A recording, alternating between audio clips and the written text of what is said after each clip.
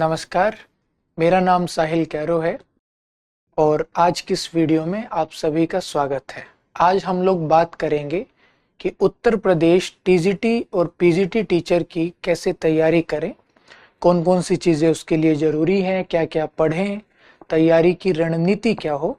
लेकिन उससे पहले हमें ये समझना होगा कि यूपी टीजीटी या पीजीटी की जो परीक्षा होती है, उस परीक्षा का प्रारूप क्या होता है और उससे भी पहले कि टीजीटी और पीजीटी है क्या।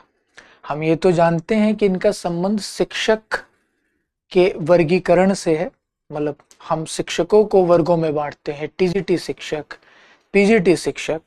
हम ये भी जानते हैं कि इनकी भर्ती की जो परीक्षाएं होती हैं उन्हें भी हम टीजीटी भर्ती परीक्षा या पीजीटी भर्ती परीक्षा कहते हैं। पर आज हम पहले ये समझेंगे कि इसका मतलब क्या है टीजीटी पीजीटी का, और क्या प्रारूप है और अन्य संबंधित चीजें, पाठ्यक्रम क्या है, कैसे तैयारी करें, इन तमाम पक्षों पर हम बात करेंगे।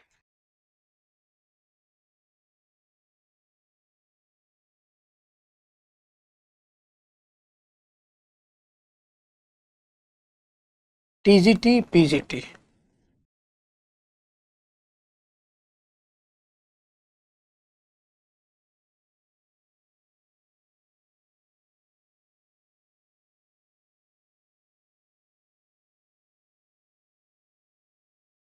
विशेष रूप से बात करेंगे हम उत्तर प्रदेश के संदर्भ में। टीजीटी का मतलब होता है ट्रेंड ग्रेजुएट टीचर और पीजीटी की फुल फॉर्म होती है पोस्ट ग्रेजुएट टीचर।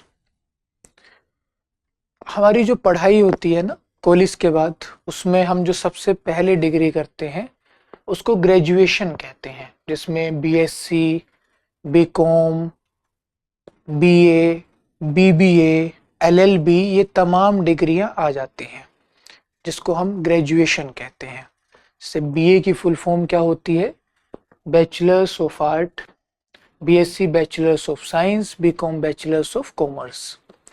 फिर ग्रेजुएशन के बाद यानी स्नातक के बाद, हिंदी में उसे स्नातक कहते हैं, स्नातक के बाद हम जो पढ़ाई करते हैं उसे हम पीजी कहते हैं, पोस्ट ग्रेजुएशन। पोस्ट यानी बाद का, यानी ग्रेजुएशन के बाद की जाने वाली पढ़ाई, जिसे हिंदी में परा स्नातक या स्नातकोत्तर भी कहा जाता है, जिसमें हम MA, MSc, MCom, MBA, LLM इत्यादि डिग्रियां प्राप्त करते हैं या इत्यादि कोर्सेज की पढ़ाई करते हैं। फिर जो हमारी स्कूल की शिक्षा होती है उसे भी हमने कुछ वर्गों में बांट रखा है। हम शुरू से 5वीं तक की जो शिक्षा प्राप्त करते हैं उसे हम कहते हैं प्राइमरी एजुकेशन, प्राथमिक शिक्षा। और इसलिए ऐसे स्कूल जिनमें नर्सरी से लेकर 5वीं तक की पढ़ाई करवाई जाती है उन्हें हम प्राइमरी स्कूल्स कहते हैं, प्राथमिक विद्यालय। उसके बाद 6ठी कक्षा से लेकर 8वीं कक्षा तक की जो पढ़ाई करवाई जाती है उसे हम जूनियर स्कूल या मिडिल स्कूल कहते हैं, माध्यमिक स्तर की शिक्षा इसे हम कहते हैं। फिर 9वीं 10वीं की शिक्षा, 10वीं तक की शिक्षा जहां उसे हाई स्कूल कहते हैं, और जहां 12वीं तक की उसे इंटर कॉलेज उत्तर प्रदेश में सामान्यतः कह देते हैं। तो शिक्षक भी शिक्षा के स्तर के हिसाब से ही वर्गीकृत किए जाते हैं। ऐसे शिक्षक जो 5वीं कक्षा तक की पढ़ाई करवाते हैं उन्हें हम प्राइमरी टीचर्स कहते हैं, प्राथमिक शिक्षक। ऐसे शिक्षक जो सामान्यतः 8वीं तक की और कुछ विशेष स्थितियों में 10वीं तक की भी पढ़ाई करवा देते हैं उन्हें हम ग्रेजुएट टीचर्स कहते हैं, टीजीटी, ट्रेंड ग्रेजुएट टीचर। यानी ट्रेंड ग्रेजुएट टीचर क्या है, 6 से 8 या 10 तक की पढ़ाई करवाने वाले शिक्षक, यानी 6ठी कक्षा से 8वीं या 10वीं कक्षा, इसे ऐसे लिखना चाहिए, ये सही नहीं रहेगा, कक्षा 6 से कक्षा 8 या 10 को या 10 तक को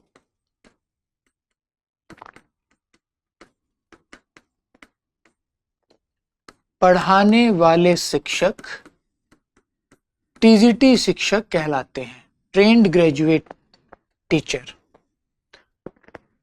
सामान्यतः 8वीं कक्षा तक को पढ़ाते हैं, लेकिन जो भाषा के शिक्षक होते हैं विशेष तौर पर हिंदी के, अंग्रेजी के, वो 10वीं कक्षा तक को भी पढ़ाते हैं। पीजीटी होते हैं जो कक्षा 9 या कक्षा 11 से कक्षा 12 तक को पढ़ाते हैं। कक्षा 12 तक को पढ़ाने वाले शिक्षक,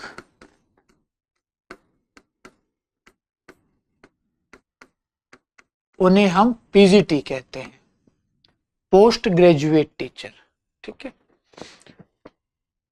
जैसे अगर विज्ञान की बात करें तो विज्ञान में 8वीं के बाद ही 3 शिक्षक सामान्यतः पढ़ाने लगते हैं। एक जो हमें जीव विज्ञान पढ़ाएंगे यानी बायोलॉजी, एक जो हमें रसायन शास्त्र यानी केमिस्ट्री पढ़ाएंगे, एक जो हमें भौतिकी विज्ञान यानी फिजिक्स पढ़ाएंगे। तो 8वीं तक हमें एक ही शिक्षक विज्ञान पढ़ाएंगे जो टीजीटी शिक्षक होंगे। 8वीं के बाद 9वीं से ही हमें 3 शिक्षक 3 अलग अलग विषय पढ़ाने लगेंगे, जीव विज्ञान, रसायन शास्त्र और भौतिक विज्ञान, और वो पीजीटी टीचर होंगे, एक जीव विज्ञान के, एक रसायन विज्ञान के, एक भौतिक विज्ञान के। ठीक है जी। लेकिन भाषा के मामले में क्या होता है कि टीजीटी टीचर ही 10वीं तक पढ़ा देते हैं और पीजीटी शिक्षक 11वीं 12वीं को पढ़ाते हैं। तो ये एकदम रूढ़ नहीं है या एकदम ये स्थिर नहीं है कि ऐसे ही होगा। इसमें थोड़ा बहुत परिवर्तन कई बार संसाधनों की उपलब्धता के हिसाब से भी हो जाता है। मान लीजिए कोई स्कूल 10वीं तक है, अब उसमें फिजिक्स, केमिस्ट्री और बायोलॉजी के अलग अलग शिक्षक है ही नहीं, तो जो 8वीं तक साइंस पढ़ा रहे हैं वही 9वीं 10वीं को पढ़ा देंगे। मान लीजिए इसी तरह अलग अलग विषयों में भी हो सकता है। मान लीजिए 8वीं तक पढ़ाने वाले हिंदी के शिक्षक के पास कार्यभार बहुत ज्यादा है, तो जो पीजीटी शिक्षक होंगे वो हो सकता है 9वीं या 10वीं में से भी किसी कक्षा को पढ़ा दे। तो ये एकदम जड़ नहीं है, ऐसा नहीं कि ऐसा ही होगा, लेकिन सामान्यतः ऐसा होता है। 6ठी से 8वीं तक को टीजीटी और 11वीं 12वीं को पीजीटी शिक्षक पढ़ाते हैं। 9वीं 10वीं में कई बार टीजीटी कई बार पीजीटी पढ़ा देते हैं। ठीक है जी। और फुल फॉर्म क्या होती है? ट्रेंड ग्रेजुएट टीचर और पोस्ट ग्रेजुएट टीचर। अब इन दोनों की भर्ती के लिए परीक्षाएं होती हैं। जो मिनिमम एलिजिबिलिटी है, न्यूनतम योग्यता है, वो इनकी फुल फॉर्म से स्पष्ट हो रही होगी। टीजीटी यानी ऐसा शिक्षक जिसके ने कम से कम ग्रेजुएशन की पढ़ाई की हो। पीजीटी यानी ऐसा शिक्षक जिसने कम से कम पोस्ट ग्रेजुएशन की पढ़ाई की हो। ठीक, यानी इस शिक्षक का मास्टर्स करना अनिवार्य है। मास्टर्स यानी परास्नातक में उत्तीर्ण होना अनिवार्य, एक अनिवार्य शर्त है। ठीक है जी। अब इनके पेपर की बात करेंगे, यानी परीक्षा का प्रारूप क्या है, और फिर इनके पाठ्यक्रम की बात करेंगे। जो टीजीटी की परीक्षा होती है, परीक्षा प्रारूप,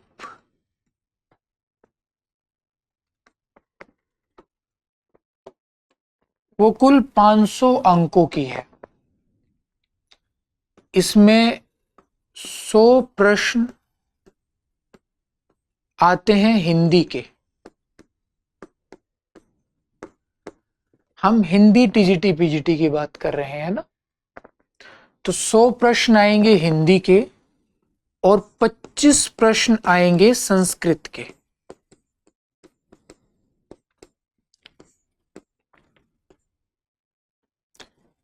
प्रत्येक प्रश्न 4 अंकों का होगा।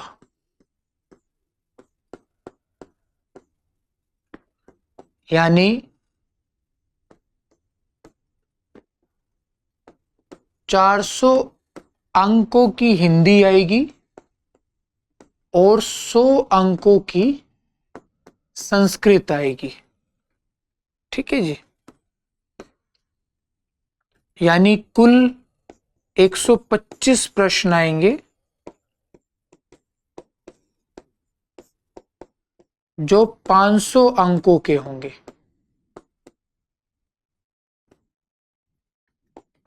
बहुविकल्पी प्रश्न होते हैं।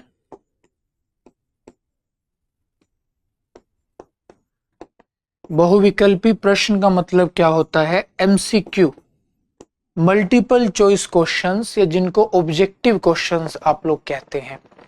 यानी ऐसा प्रश्न जिसका उत्तर आपको लिखना नहीं होता, बल्कि उसके उत्तर के विकल्प के तौर पर आपको 4 विकल्प दिए जाते हैं। यानी उत्तर के रूप में 4 विकल्प दिए जाएंगे, उनमें से किसी एक का चयन आपको करना होगा।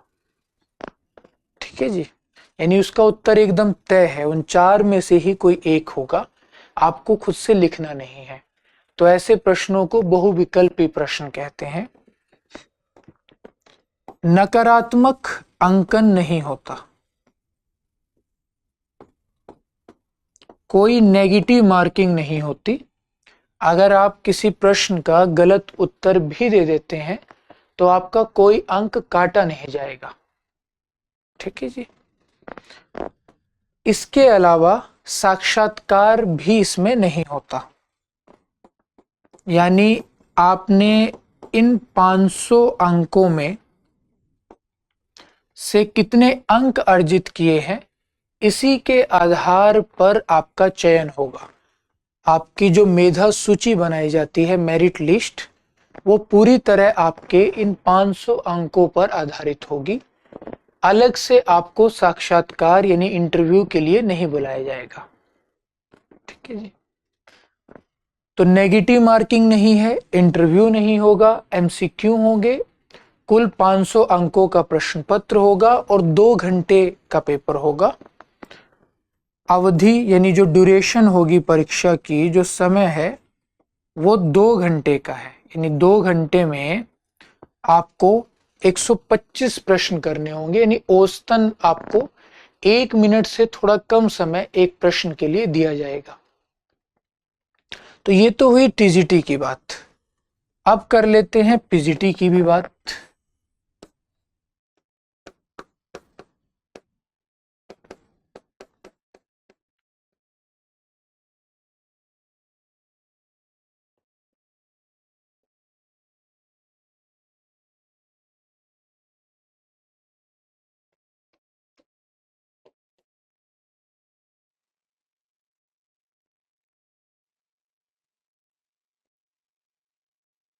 इसमें भी 100 प्रश्न आते हैं हिंदी से, मतलब आपके विषय से।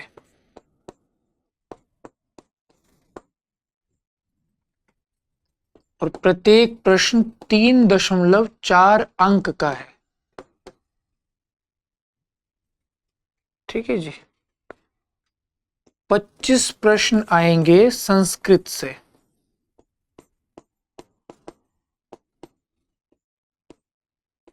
और प्रत्येक प्रश्न 3.4 अंक का होगा।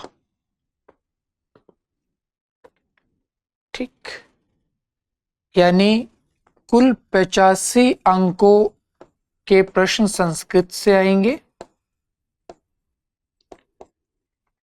और ये होंगे आपके 340 अंक ना।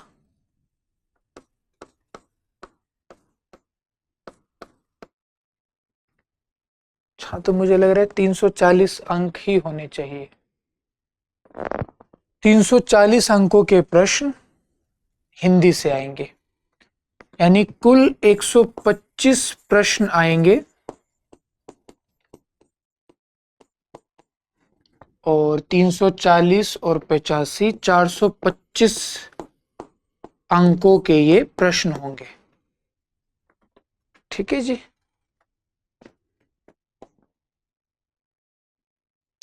साक्षात्कार इसमें होता है और इसकी अवधि 2 घंटे की ही रहेगी। परीक्षा की अवधि।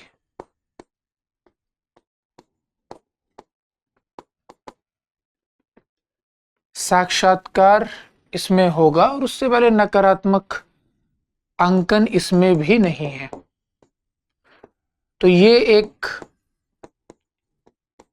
बड़ी छूट आप लोगों को, एक बड़ी राहत आप लोगों को आयोग ने दे रखी है कि नकारात्मक अंकन आयोग ने दोनों ही परीक्षाओं में नहीं रखा है। इसमें साक्षात्कार होता है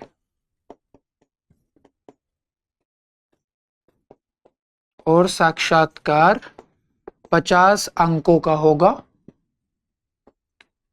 और विशेष अंकों का प्रावधान भी है।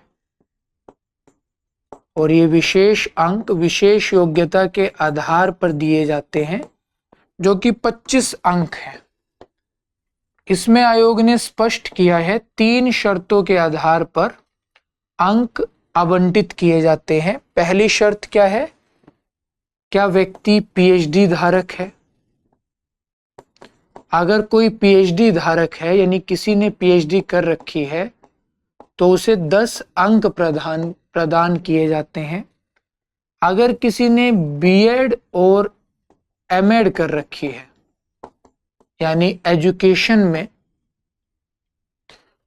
बैचलर्स और मास्टर्स, स्नातक और परास्नातक की पढ़ाई कर रखी है शिक्षा में, तो उसको भी 10 अंक दिए जाएंगे। और अगर केवल बीएड कर रखी है, एमएड नहीं कर रखी है,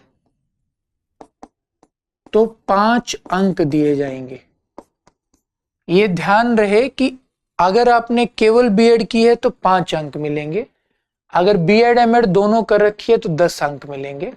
और एमएड करने के लिए बीएड करना अनिवार्य है, तो ये मत पूछेगा कि केवल एमएड कर रखी है तो क्या, क्योंकि केवल एमएड संभव नहीं है। मास्टर्स की डिग्री तभी होगी ना जब ग्रेजुएशन कर रखी होगी। तो 10 अंक मिलेंगे। लेकिन इसका ये मतलब नहीं है कि आप इसको 15 अंक जोड़ लो कि बीएड के 5 हैं और बीएड एमएड के 10 हैं। एक ही अंक मिलेंगे। अगर एमएड कर रखी है तो 10, बीएड कर रखी है तो 5। इसे आप ऐसे समझिए 5 अंक बीएड के हैं, 5 अंक एमएड के हैं। केवल बीएड है तो 5 और बीएड और एमएड दोनों है तो 5 और 5 कुल मिलाकर 10। ठीक है जी। और अगर कोई राष्ट्रीय स्तर का खिलाड़ी रहा, यानी किसी ने उत्तर प्रदेश की टीम से राष्ट्रीय स्तर पर किसी खेल में भागीदारी की है, तो 5 अंक उसे मिलेंगे। यानी कुल 25 अंक किसी व्यक्ति को अधिकतम दिए जा सकते हैं। और इसमें भी जो मेधा सूची बनेगी, जो मेरिट लिस्ट बनेगी अंत में, वो मेधा सूची 500 अंकों के आधार पर ही बनेगी। 425 अंकों की लिखित परीक्षा, 50 अंकों का साक्षात्कार और 25 अंकों की विशेष योग्यता, यानी कुल मिलाकर 500 अंकों के आधार पर ही आपकी मेधा सूची तैयार होगी। बस अंतर क्या है? टीजीटी में ये 500 के 500 अंक लिखित परीक्षा के हैं। टीजीटी में, माफ कीजिएगा, 500 के 500 अंक लिखित परीक्षा के हैं। पीजीटी में 425 अंक लिखित परीक्षा के हैं, 25 अंक विशेष योग्यता के और 50 अंक साक्षात्कार के। ठीक है जी। ये भी बहुविकल्पी ही इसका भी प्रश्न पत्र होता है। प्रश्न पत्र का प्रारूप दोनों का एक जैसा है। 125 प्रश्न, 2 घंटे, बहुविकल्पी प्रश्न, नेगेटिव मार्किंग, नकारात्मक अंकन नहीं है। ठीक। पाठ्यक्रम भी आप देखेंगे दोनों का लगभग एक जैसा है। ठीक। विशेष योग्यता पीजीटी में है, टीजीटी में कोई विशेष योग्यता का अंक नहीं मिलता। ठीक। साक्षात्कार पीजीटी में है, टीजीटी में साक्षात्कार नहीं लिया जाता। तो ये तो हुई कि टीजीटी पीजीटी क्या है और इनकी परीक्षा का प्रारूप क्या है, इसकी बात। अब बात करते हैं इनके पाठ्यक्रम की, कि इनके पाठ्यक्रम में क्या क्या है। ठीक है जी। और उसे हम कैसे पढ़ेंगे। तो ये आधिकारिक पाठ्यक्रम है जो कि आप लोगों को नहीं दिख रहा होगा, ये मैं जानता हूं। मैं उसे आपके लिए पढ़ देता हूं। कोई भी किताब जब आप लेंगे तो उस किताब के शुरू में ही पाठ्यक्रम दिया होता है, तो वो कोई समस्या की बात नहीं है। उत्तर प्रदेश माध्यमिक शिक्षा सेवा चयन बोर्ड, ये वो संस्था है जो इस परीक्षा के लिए उत्तरदायी है। तो प्रशिक्षित स्नातक यानी टीजीटी, ट्रेंड यानी प्रशिक्षित, स्नातक यानी ग्रेजुएट, प्रशिक्षित स्नातक शिक्षक, ट्रेंड ग्रेजुएट टीचर। हिंदी साहित्य का इतिहास, जिसमें आदिकाल, भक्ति काल, रीतिकाल, आधुनिक काल आप लोगों को पढ़ना है। फिर आधुनिक काल में भी इन्होंने बताया कि भारतेंदु युग, द्विवेदी युग, छायावाद, प्रगतिवाद, प्रयोगवाद और नई कविता तक ही आप लोगों को पढ़ना है। हालांकि अगर प्रश्न ये लोग उसके बाद अकविता या जनवादी कविता या समकालीन से पूछ ले तब भी आप कोई दावा नहीं कर सकते। तो पाठ्यक्रम बताया है, लेकिन थोड़ा सा ज्यादा उससे हमें पढ़ लेना चाहिए, क्योंकि प्रश्न कई बार उसकी परिधि के आसपास से भी पूछ लिए जाते हैं। तो हिंदी साहित्य का इतिहास आपको पूरा पढ़ना है। हिंदी गद्य साहित्य की विधाओं का विकास, जिसमें कहानी, उपन्यास, निबंध, नाटक, लघु विधाएं, जिसमें जीवनी, आत्मकथा, संस्मरण, रेखा चित्र, यात्रा साहित्य और गद्य काव्य और व्यंग है। इनका विकास, इनका इतिहास आप लोगों को पढ़ना है। हिंदी के रचनाकार और उनकी रचनाएं, यानी जो भी महत्वपूर्ण रचनाकार हैं, अब वो कोई भी हो सकते हैं। यानी ये जो 3 बिंदु इन्होंने बताए, हिंदी साहित्य का इतिहास, हिंदी गद्य साहित्य का विकास और हिंदी के रचनाकार और उनकी रचनाएं, इसका मतलब ये है कि आपको हिंदी साहित्य का पूरा इतिहास पढ़ना है। ये कहीं से भी कुछ भी पूछ लेंगे, क्योंकि या तो ये रचनाकारों का नाम देते कि हम महज इनसे पूछेंगे, ऐसे इन्होंने नहीं किया। इन्होंने लिख दिया हिंदी के रचनाकार और उनकी रचनाएं। अब हिंदी के रचनाकार तो सभी है जिन्होंने हिंदी में लिखा, यानी किसी से भी पूछ सकते हैं। ठीक है जी। दूसरा, अब फिर काव्यशास्त्र के कुछ इन्होंने टॉपिक्स लगाए हैं। पहला, काव्य के भेद, जो हम कहते हैं ना, गद्य, पद्य, चंपू, और फिर गद्य में भी आगे हम लोग भेद करते हैं, कहानी, उपन्यास इत्यादि। फिर पद्य में प्रबंध काव्य, मुक्तक काव्य, प्रबंध काव्य में भी खंड काव्य, एकार्थ काव्य, महाकाव्य, मुक्तक काव्य में भी आगे भेद होते हैं। ये तमाम चीजें, क्योंकि हमें महज इस वीडियो में केवल कुछ महत्वपूर्ण चीजों पर बातचीत करनी है, इसलिए हम गहराई में नहीं जाएंगे कि कौन कौन से भेद हैं, क्या है। अभी हमें केवल पाठ्यक्रम पर चर्चा करनी है, मोटा मोटा उसका मतलब समझना है। फिर रस के बारे में पढ़ना है, रस के अवयव यानी रस के अंग कौन कौन से हैं। तो सूत्र है ना भरत मुनि का, विभाव, अनुभाव, व्यभिचारी, संयोगादृश, निष्पत्ति, यानी स्थायी भाव, विभाव, अनुभाव और व्यभिचारी भाव के संयोग से रस की निष्पत्ति होती है। और इन्हीं 4 भावों को रस के अवयव या रस के अंग कहा जाता है। स्थायी भाव, विभाव, अनुभाव और व्यभिचारी, इनके विषय में पढ़ना है। रस के भेद, जो रस के भरत मुनि मूलतः 8 भेद मानते हैं, फिर वो आगे 9 हो जाते हैं। उद्भट और रुद्रट के अपने अपने मत हैं। फिर वो 10 हो जाते हैं, फिर 11 हो जाते हैं। तो 8 से 11 या 9 से 11 तक हम जो मानते हैं वो भेद। छंद पढ़ने हैं, अलंकार पढ़ने हैं। अलंकारों में भी शब्द अलंकार और अर्थालंकार दोनों पढ़ने हैं। अलंकार के 2 या 3 भेद किए जाते हैं, शब्द अलंकार और अर्थालंकार। कुछ विद्वान उभय अलंकार की भी बात करते हैं। ठीक। फिर काव्य गुण और दोष पढ़ने हैं। काव्य गुण मुख्यतः 3 माने जाते हैं ना, प्रसाद, माधुर्य और ओज। हालांकि कुछ विद्वानों ने 10 माने, जैसे भरत मुनि ने ही 10 माने थे खुद, लेकिन मूलतः 3 माने जाते हैं। और काव्य दोषों के विषय में पढ़ना है। फिर हिंदी की बोलियां, यानी अब भाषा के टॉपिक्स आ गए। हिंदी की बोलियां और विभाषाएं कौन कौन सी हैं। हिंदी की शब्द संपदा, यानी जो शब्द भंडार है ना, उसका वर्गीकरण कैसे होता है। तत्सम, तद्भव, देशज, आगत और संकर शब्द, उनके विषय में। हिंदी की ध्वनियां, यानी जो ध्वनि व्यवस्था है, स्वर, व्यंजन, स्वनिम, उपस्वन, वो तमाम चीजें कौन कौन से हैं, कौन कौन से उनके उच्चारण स्थान हैं। देवनागरी लिपि, उसकी विशेषताएं, मानकीकरण के प्रयास, उसकी सीमाएं। ये पता नहीं क्या लिखा है, नामकरण। अच्छा, देवनागरी लिपि का नामकरण कैसे हुआ, उसका विकास कैसे हुआ, उसकी विशेषताएं क्या है और उसकी त्रुटियों सुधार के प्रयत्न, यानी उसका मानकीकरण कैसे हुआ। तो वही चीज, यानी देवनागरी लिपि के विषय में ही इन चीजों को पढ़ना है। फिर व्याकरण में लिंग, वचन, कारक, संधि, समास, वर्तनी, वाक्य शुद्धिकरण, शब्द रूप में पर्यायवाची, विलोम, श्रुति संभिन्नार्थक शब्द, वाक्यांश के लिए एक शब्द, मुहावरा, लोकोक्ति। तो लिंग, वचन, कारक, ये बुनियादी चीजें हैं। लिंग यानी जाति, यानी शब्द को किस जाति में रखा जाएगा, स्त्रियों की या पुरुष की। तो स्त्री की जाति स्त्रीलिंग, पुरुष की जाति पुल्लिंग। फिर उसी तरह से शब्दों के साथ हम बर्ताव भी करते हैं। जैसे रिमोट रखा है, या मान लीजिए यहां अंगूठी रखी होती, तो अंगूठी रखी है, रिमोट रखा है। तो रिमोट को हमने पुल्लिंग माना तो रखा है, अंगूठी को स्त्रीलिंग माना तो रखी है। वचन यानी संख्या, कारक यानी संज्ञा या नाम पद, यानी संज्ञा और सर्वनाम का ऐसा रूप जो वाक्य के दूसरे पदों के साथ उसके संबंध को प्रकट करता है। तो कर्ता ने कर्म को करण से, ये सब आपने पढ़ा ही होगा। संधि और समास क्या है, शब्दों के निर्माण की युक्तियां, यानी नए नए शब्द भाषा में कैसे बनते हैं। वर्णों के मेल से बनते हैं, उसे संधि कहते हैं, या शब्दों के मेल से ही बनते हैं, जिसे समास कहते हैं।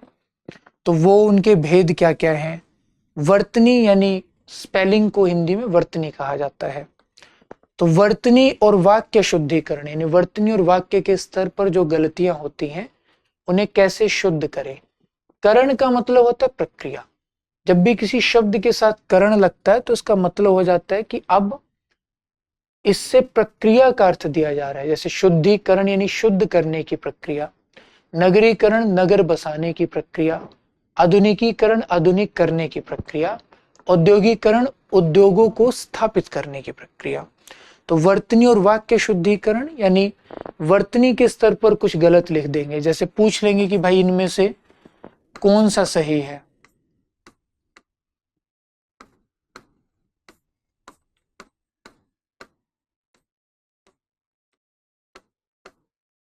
तो जैसे इनमें से ये सही है, दोनों आधे जगह होंगे।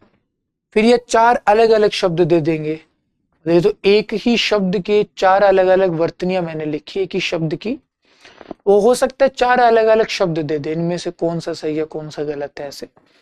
और वाक्य शुद्धिकरण, वाक्य में कुछ गलती करके दे दे, आपको उसे शुद्ध करना हो। फिर पर्यायवाची शब्द, विलोम, ये आप जानते ही हैं। श्रुति संभिन्नार्थक, यानी श्रुति सम, श्रुति यानी सुनना, जो सुनने में एक जैसे हो, भिन्नार्थक लेकिन अर्थ में भिन्न हो, अलग अलग अर्थ देने वाले, सुनने में एक जैसे लगने वाले शब्द।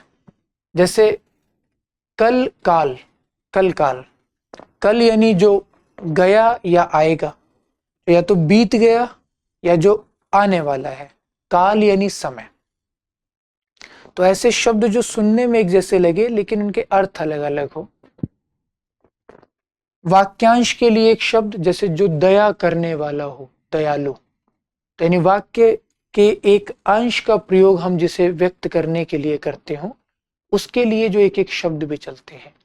जिस सहन करने का गुण, सहनशीलता, जो सहन करता हो, सहिष्णु। ये मुहावरे, लोकोक्तियां। अब देखिए भाषा में ना कभी कभी किसी बात को कहने का एक खास तरीका चल पड़ता है, यानी हमें किसी बात को व्यक्त करने की एक आदत सी हो जाती है, जिसे हम मुहावरे या लोकोक्ति कहते हैं।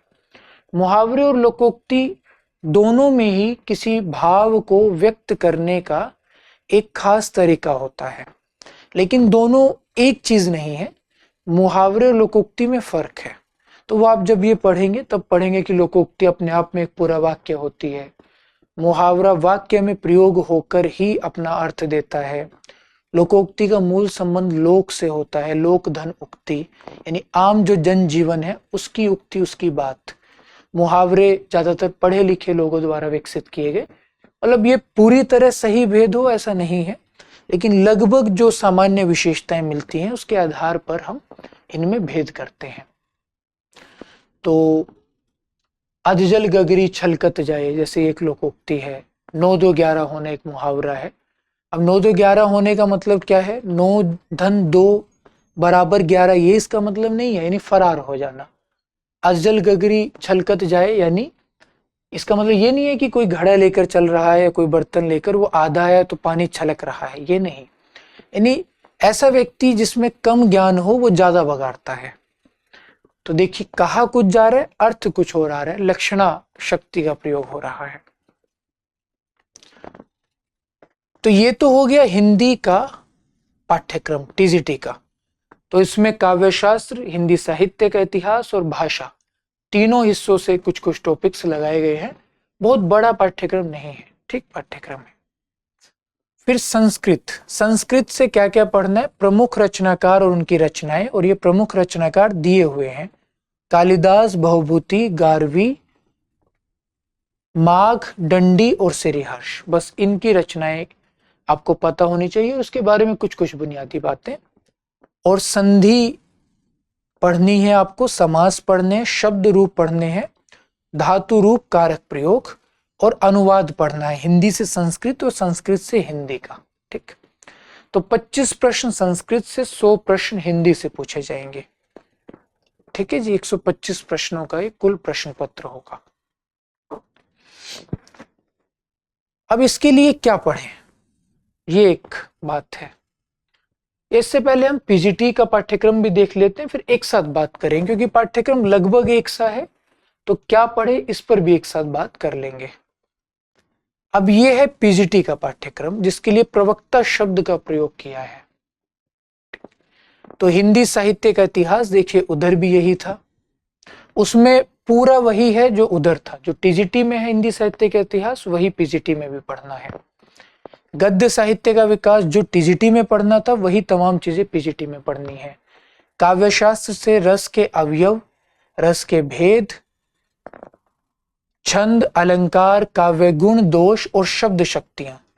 तो इसमें एक अतिरिक्त चीज क्या आ गई? शब्द शक्तियां, जो टीजीटी में नहीं थी। शब्द शक्तियां क्या होती हैं? जब भाषाविदों ने या विद्वानों ने इस चीज पर चिंतन किया कि शब्द क्या है, तब उनका ध्यान इस ओर गया कि यार, शब्द में कोई तो ऐसी क्षमता है जिसके कारण वो अर्थ को व्यक्त कर पाता है। तो शब्द की अर्थ को व्यक्त करने की क्षमता या योग्यता को शब्द शक्ति कहा गया। शक्ति क्या होती है? क्षमता या योग्यता। और शब्द की शक्ति या शब्द की योग्यता क्या है? कि वो अर्थ को व्यक्त कर सके। तो शब्द शक्ति का एकदम सामान्य सा अर्थ है, शब्द की अर्थ को व्यक्त करने की क्षमता या योग्यता शब्द शक्ति कहलाती है, जो कि 3 मानी गई मुख्यतः, अभिधा, लक्षणा, व्यंजना। कुछ लोगों ने फिर आगे तात्पर्य जोड़ी, तात्पर्य, वृत्ति, लेकिन मुख्यतः 3 मानी गई थी। तो ये टीजीटी में नहीं है, लेकिन पीजीटी में है। ठीक, यहां लिख लेते हैं।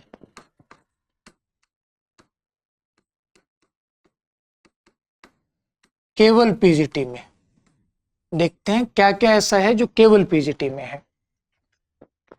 फिर भाषा विज्ञान, हिंदी की उपभाषाएं और बोलियां। ये उपभाषाएं शब्द का प्रयोग टीजीटी में नहीं किया, लेकिन जब आप बोलियों के बारे में पढ़ते हैं तो उपभाषाओं के बारे में खुद ही पढ़ लेते हैं। ठीक, विभाषाएं उधर भी है, इधर भी है। हिंदी की शब्द संपदा उधर भी है, इधर भी है। हिंदी की ध्वनियां उधर भी है, इधर भी है। व्याकरण, वर्तनी, संधि, समास, लिंग, वचन, कारक, पर्यायवाची, विलोम, वाक्यांश के लिए एक शब्द, वाक्य शुद्धि, मुहावरा, लोकोक्ति। एक चीज और है, विराम चिन्हों का प्रयोग। अब ये केवल पीजीटी में है, विराम चिन्हों का प्रयोग। हालांकि जब आप शुद्धिकरण की बात करते हैं ना, तो उसमें विराम चिन्हों के प्रयोग पर बात होती ही है, लेकिन फिर भी लिख लेते हैं, कुछ तो अलग सा लगे ना, वरना लगेगा तो सारा ही एक जैसा है। फिर संस्कृत साहित्य। संस्कृत साहित्य के प्रमुख रचनाकार और रचनाएं, उसमें भास, कालिदास, भारवी, माघ, दंडी, भवभूति, श्रीहर्ष, मम्मट, विश्वनाथ और राजशेखर।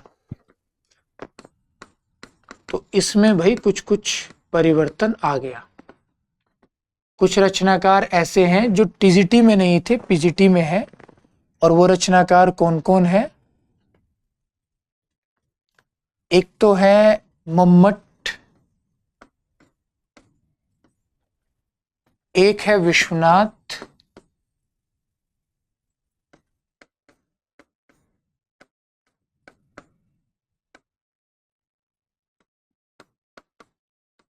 और एक है राजशेखर। तीनों काव्य शास्त्र के विद्वान।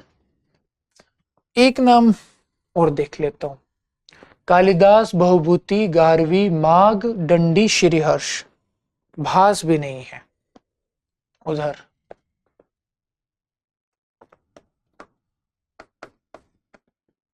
तो भास, ठीक है जी। बाकी बस ये चार रचनाकार। फिर व्याकरण में संस्कृत की संधि, समास, विभक्ति, उपसर्ग, प्रत्यय, शब्दरूप, धातुरूप, काल, अनुवाद। काल, उपसर्ग और प्रत्यय, बस इतना अंतर है दोनों के पाठ्यक्रम में। ठीक, तो यानी लगभग एक सी चीजें हैं। फिर एक वीडियो हम आगे जीआईसी पर भी बनाएंगे, जो गवर्नमेंट इंटर कॉलेज की भर्ती परीक्षा होती है उस पर। तो उसमें आप देखेंगे कि उसका भी पाठ्यक्रम लगभग ऐसा है, लेकिन उसका परीक्षा का प्रारूप इनसे बहुत अलग है। उस पर बाद में बात करेंगे। तो देखिए टीजीटी पीजीटी में लगभग एक जैसा पाठ्यक्रम है।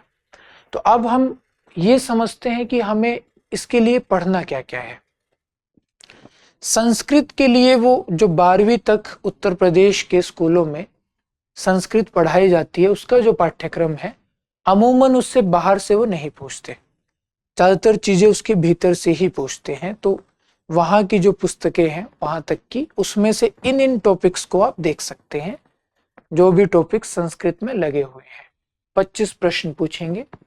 किसी भी परीक्षा की जब आप तैयारी करें तो गत वर्षों के प्रश्न पत्र जरूर देखें, यानी जो प्रीवियस ईयर क्वेश्चन पेपर्स होते हैं ना, उन्हें जरूर देखें, क्योंकि उससे ये समझ में आ जाता है कि किस तरह के और किस स्तर तक के प्रश्न पूछे जाते हैं।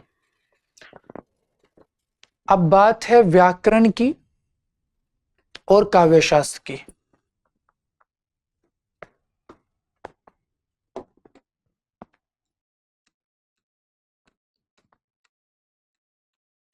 अध्ययन सामग्री यानी स्टडी मटेरियल, यानी क्या पढ़ें।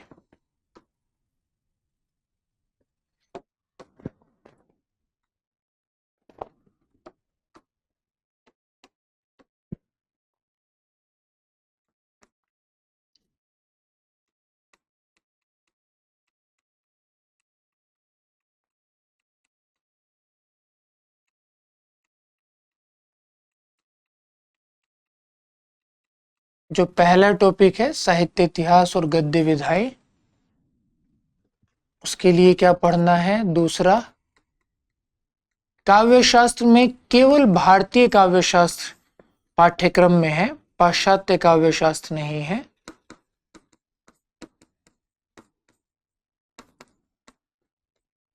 भाषा विज्ञान,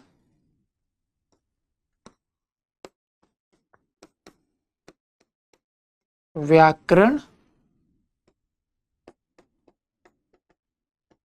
और संस्कृत।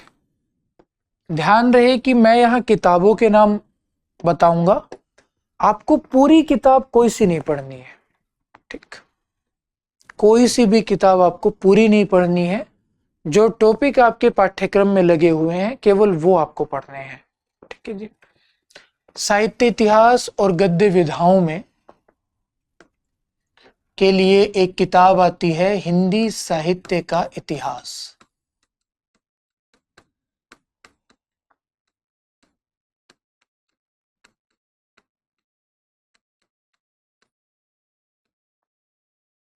इस किताब के रचनाकार हैं आचार्य रामचंद्र शुक्ल। फिर एक किताब आती है हिंदी साहित्य का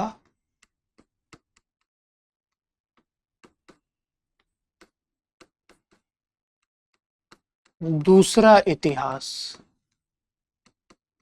इस किताब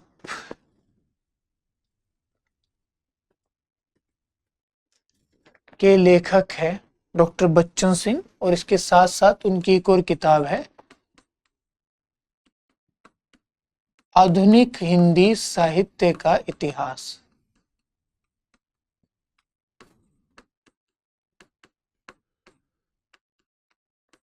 इन दोनों ही किताबों के लेखक हैं डॉक्टर बच्चन सिंह।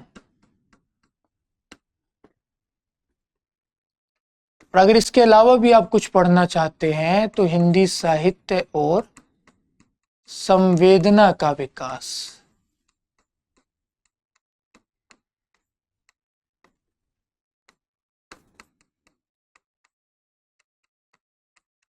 इस पुस्तक के लेखक हैं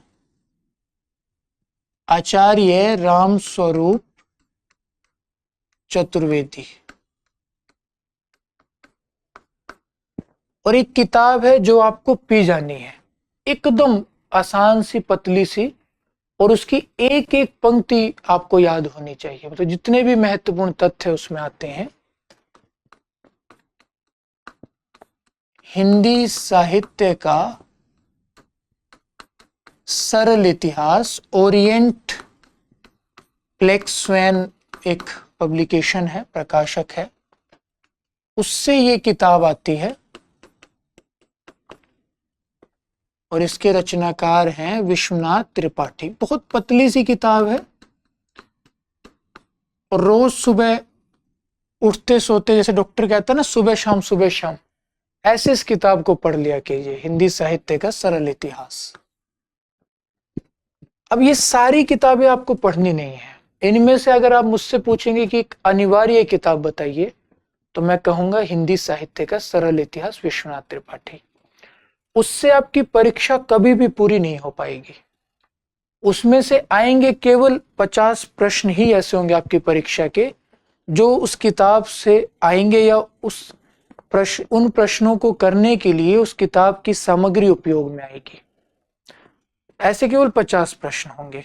लेकिन ये जो किताबें हैं ना, इन सब का निचोड़ उस किताब में और बहुत सरल भाषा में है। और जितने भी बेहद महत्वपूर्ण चीजें हैं, बेहद महत्वपूर्ण जानकारियां हैं, वो उस किताब में है।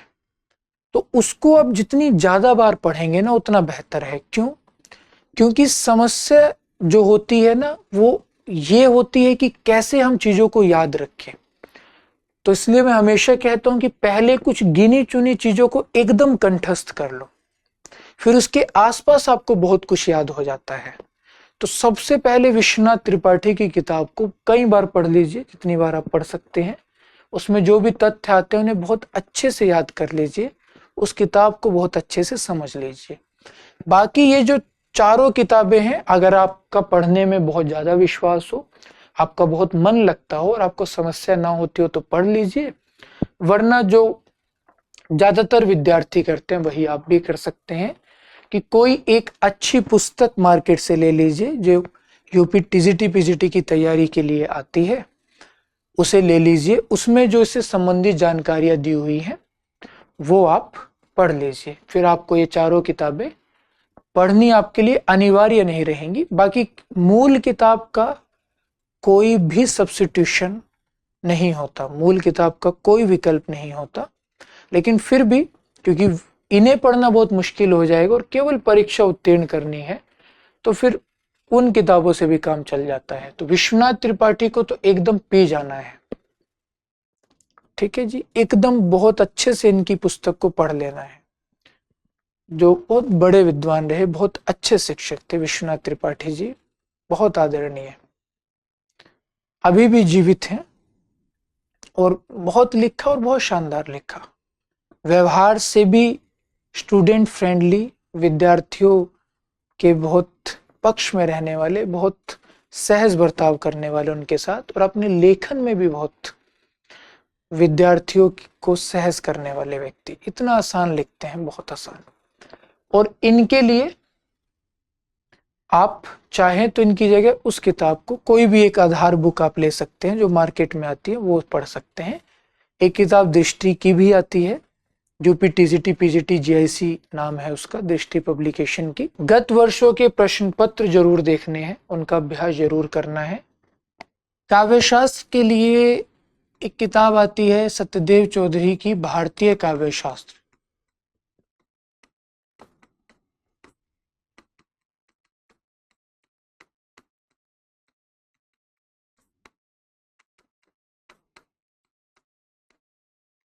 सुबोध विवेचन,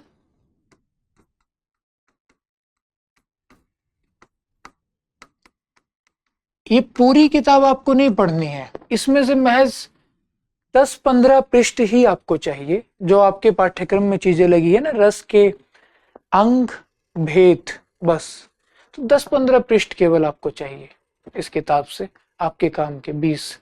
और एक किताब आती है काव्य के तत्व,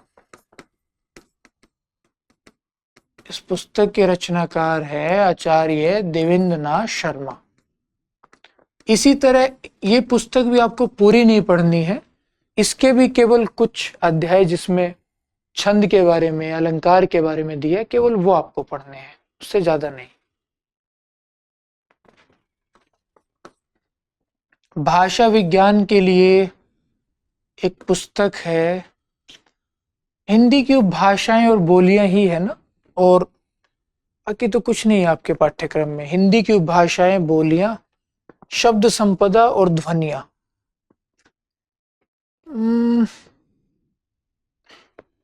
भाषा विज्ञान, भोलानाथ तिवारी।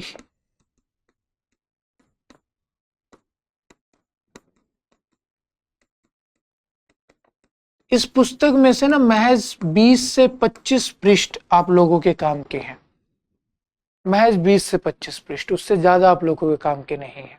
ठीक, इसमें उपभाषाएं, बोलियों के बारे में है और उसके साथ साथ ध्वनियों के बारे में है। ठीक,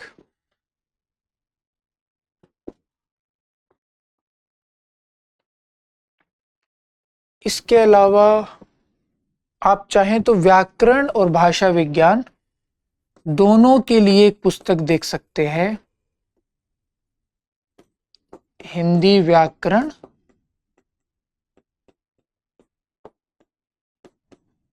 कामता प्रसाद गुरु, उसमें भी ये सारी चीजें आपको मिल जाएंगी। या आप चाहें तो, ये मुश्किल लगे तो देवकी नंदन प्रसाद, नहीं वासुदेव नंदन प्रसाद, माफ कीजिएगा, वासुदेव नंदन प्रसाद या हरदेव बहारी, इन दोनों में से भी किसी की व्याकरण की पुस्तक को आप ले सकते हैं। ठीक है जी। संस्कृत के लिए मैंने बताया ही, 12वीं तक की जो पाठ्यक्रम की चीजें होती हैं। एक तरीका तो ये है कि आप इस तरह प्रामाणिक स्रोतों से पढ़े, दूसरा तरीका आप किसी आधार ग्रंथ को ले लीजिए, उसको पढ़िए, इस पुस्तक को जरूर पढ़िए, बस इतना पढ़िए, उतने से भी आपका काम चल जाएगा। ठीक, और गत वर्षों के प्रश्न पत्र जरूर पढ़िए। किस तरीके को चुनना है ये आपके ऊपर निर्भर करेगा। मेरी राय अगर आपको मुझसे जाननी ही है तो मैं ये कहूंगा कि पहले विश्वनाथ त्रिपाठी के ग्रंथ को पढ़ लीजिए और एक आधार ग्रंथ को पढ़ लीजिए, क्योंकि बहुत सारी किताबों में से ढूंढने में आपकी बहुत ऊर्जा चली जाएगी। इन्हें पढ़ लीजिए इससे, और गत वर्षों के प्रश्न पत्र जरूर पढ़िए, इससे आपका काम हो जाएगा। और अगर आप एकदम 100% अपने चयन को सुनिश्चित करना चाहते हैं, आप बिल्कुल भी जोखिम नहीं लेना चाहते 1% भी, और आप बहुत पढ़ने में विश्वास रखने वाले हैं, फिर भी पहले उसे पढ़ लीजिए, फिर उसके बाद इन किताबों को उठाइए, ताकि आप उलझे नहीं, बल्कि जो नींव आप उनसे बनाएंगे उसको ये किताबें और सुदृढ़ करे, मजबूत करे, और आप बेहतर स्थिति में आए।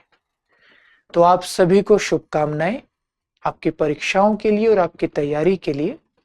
आपके जो भी संदेह होंगे, जो भी जिज्ञासाएं होंगी, वो कमेंट में पूछ सकते हैं। मुझसे कोई नाराजगी अगर इस वीडियो को लेकर हो वो भी जाहिर कर सकते हैं, या कोई प्रतिक्रिया देनी हो वो भी बता सकते हैं, या कोई सुझाव देना हो कि सर ऐसे नहीं ऐसे बताइए, या ये आप और बता सकते थे वो भी बता सकते हैं। तो पढ़ते रहिए, खुश रहिए, स्वस्थ रहिए और मस्त रहिए। धन्यवाद।